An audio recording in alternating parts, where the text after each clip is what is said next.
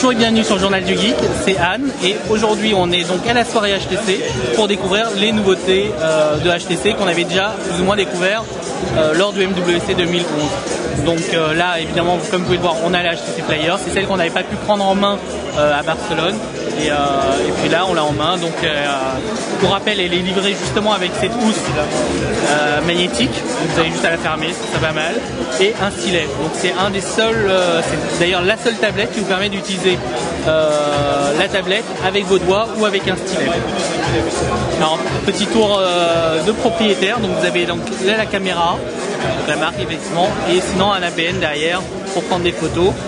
Au niveau du poids, elle est plutôt légère. J'ai l'impression qu'elle est un peu moins mastoc que sur sa concurrente coréenne, qui fait justement cette taille de 7 pouces pardon.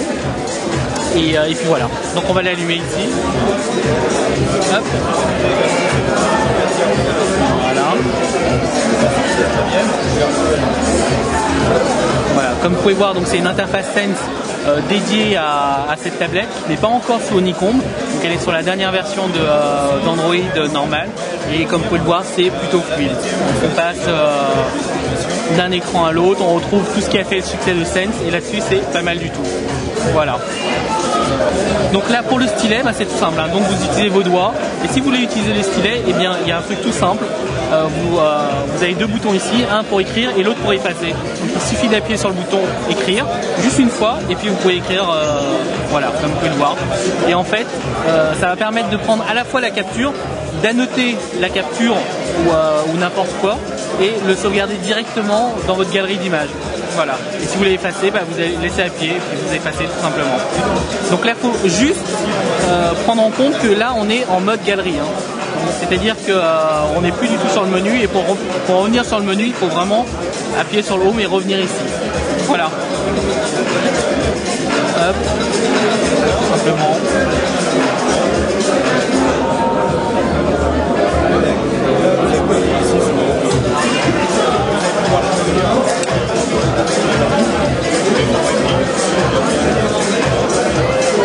Donc le clavier réagit très très bien. Et je me suis trompé d'ailleurs, tellement j'ai tapé vite. Voilà. Donc là-dessus, hein, on avait, je vous avouerai que j'avais des doutes concernant le processeur, parce que c'est un processeur Qualcomm de 1,5. Donc évidemment, il y a une grosse bataille pour savoir est-ce qu'un dual core est utile ou pas. Chez Qualcomm, ils clament que c'est quoi déjà deux ânes ne font pas forcément un cheval.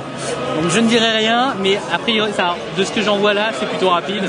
Et là, vous voyez, c'est encore en train de charger et pourtant on peut déjà naviguer. Ce qui n'était pas le cas, par exemple, sur le concurrent coréen.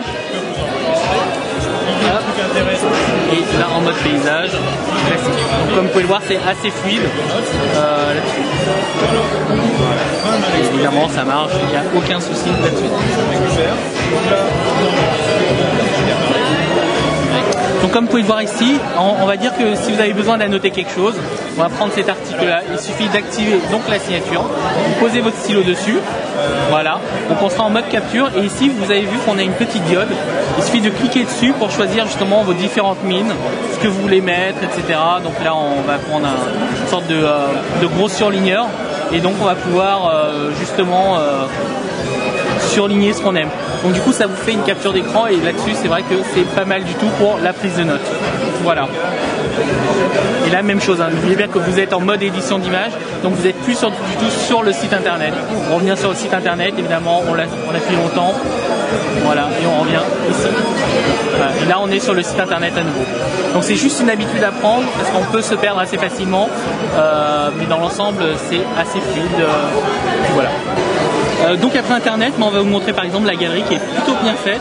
Donc, comme vous pouvez le voir, hein, c'est une galerie qui est plus classique, sauf que dès que vous basculez en mode paysage, vous avez pu voir que les menus qui étaient là sont apparus ici. Donc là-dessus au niveau de la navigation c'est pas mal du tout et ça vous évite de plein de choses. Voilà. Donc là on reconnaît la galerie chez HTC et ma foi c'est vraiment, très honnêtement c'est assez rapide. On va revenir ici. Vraiment.